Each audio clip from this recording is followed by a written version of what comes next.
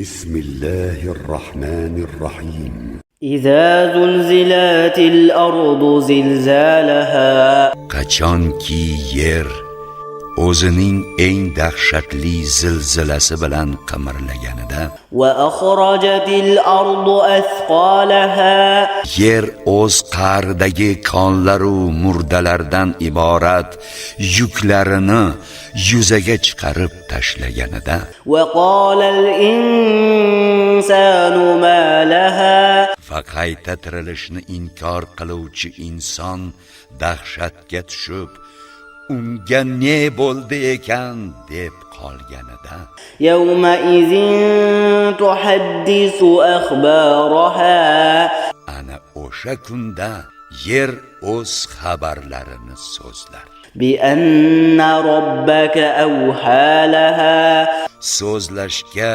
Rabbingiz vahiy bilan ruxsat qilganini aytur.